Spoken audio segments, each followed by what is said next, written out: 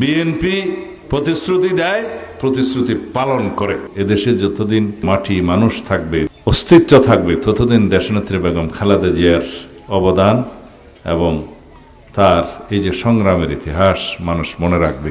তার এই শোককে আমরা শক্তিতে পরিণত করি, এই বাংলাদেশকে, এই জাতিকে বিনির্মাণের কাজে আমরা প্রয়োগ করব। এ পর্যন্ত ইতিহাসের সর্ববৃহৎ জানাজা তার নসিব হয়েছে।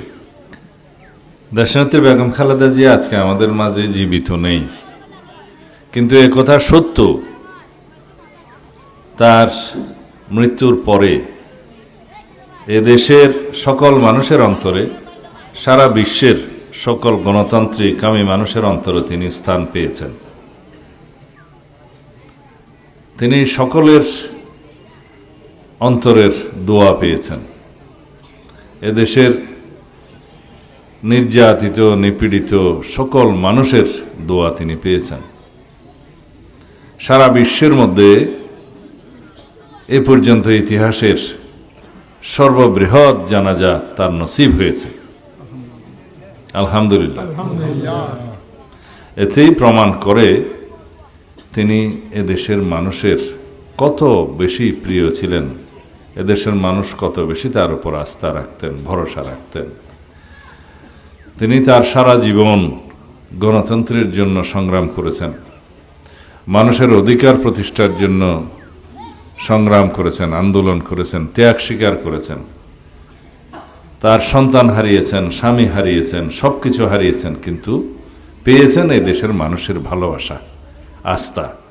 অর্জন করেছেন এই দেশের মানুষের গণতান্ত্রিক অধিকার, আদায় করেছেন এদেশের মানুষের ভোটের অধিকার, এদেশের মানুষের স্বাধীনভাবে সার্বভৌমত্ব বজায় রেখে এই বাংলাদেশের ভূখণ্ডকে সারা পৃথিবীর সামনে মর্যাদাকর অবস্থানে নিয়ে যাওয়ার তার যে আকাঙ্ক্ষা, সেটা পূর্ণ করেছেন। আমরা সবাই যতদিন বেঁচে থাকব, ইনশাআল্লাহ তার এই ত্যাগকে স্বীকার করব, মূল্যায়ন করব। এদেশে যতদিন এদেশের মাটি মানুষ থাকবে, এদেশের অস্তিত্ব থাকবে, ততদিন দেশনেত্রী বেগম খালেদা জিয়ার অবদান এবং তার এই যে সংগ্রামের ইতিহাস মানুষ মনে রাখবে। এদেশের স্বাধীনতা, সার্বভৌমত্ব, গণতন্ত্র তার এই সংগ্রামের ফলে সুদৃঢ় হয়েছে। মানুষের গণতান্ত্রিক অধিকার আদায়ে, সাংবিধানিক অধিকার প্রতিষ্ঠায় তার যে সারা জীবনের সংগ্রাম, ত্যাগ, অবদান, সেটা আমরা কৃতজ্ঞতার সাথে স্মরণ করি, এদেশের মানুষ স্মরণ করে। তাই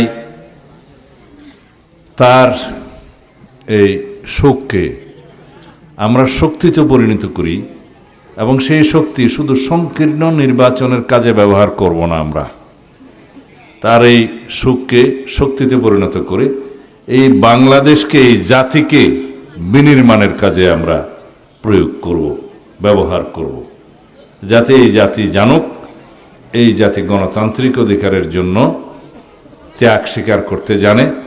এই জাতি করদ রাজ্য হওয়ার জন্য নির্মিত হয় নাই, সৃষ্টি হয় নাই।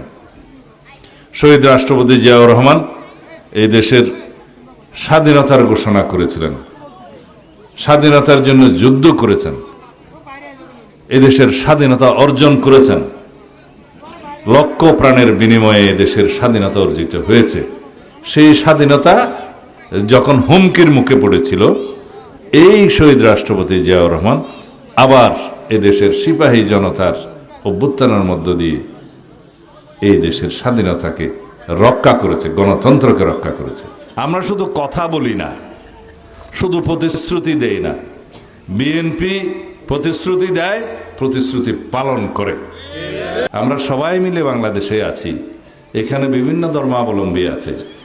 বিএনপির নীতি, আদর্শ, রাজনৈতিক পলিসি, নীতি হচ্ছে যে বাংলাদেশের এই সীমানায় যারাই বসবাস করে সবাই বাংলাদেশি, সবাই একই পরিচয়।